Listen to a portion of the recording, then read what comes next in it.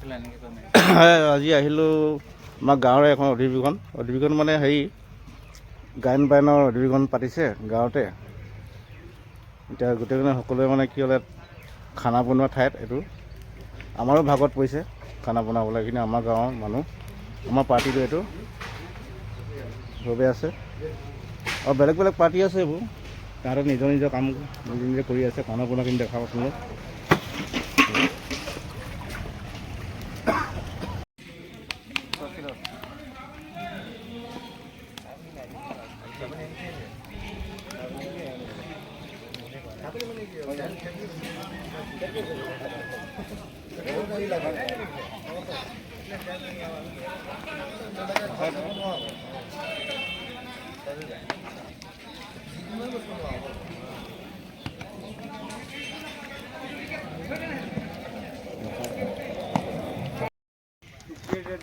এই দাইল উতলি আছে, এইখিনি আমাৰ ভাগৰ হয়।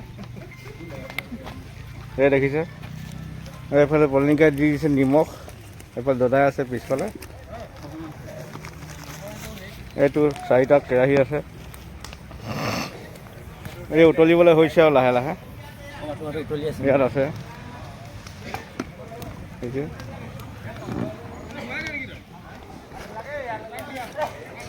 এইবোৰ চব্জি ৰেডি হৈ আছে ইতিমধ্যে। এইয়া হেৰি আমাৰ ছাৰ নিমখ লৈ খাৰা হৈ আছে,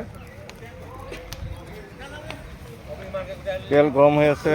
এইফালে খানা ভাত, এইফালে আলু পিঁয়াজ কাটি আছে। কি বনাইছে এইটো? এইটো ভাত বনাইছে। ভাত বনাইছে ৰাইজৰ কাৰণে, আপোনাৰ নিজৰ ঘৰৰ কাৰণে?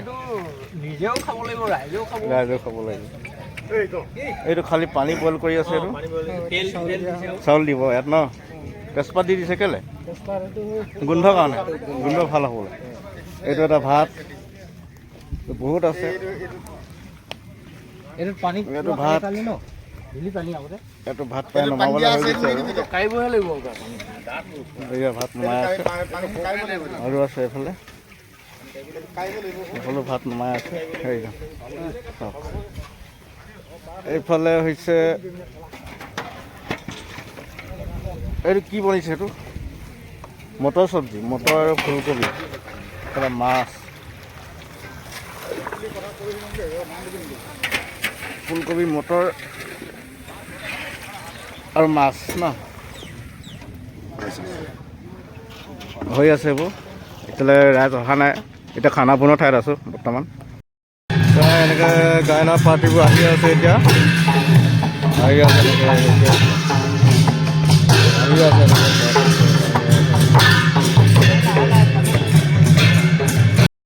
প্ৰায় আৰম্ভ হ'বলৈ হৈছেগৈ আৰু গায়ন বায়ন গাবলৈ আৰু বজাবলৈ। এয়া চাওক, এয়া দেখিছে বজাই আছে এতিয়া।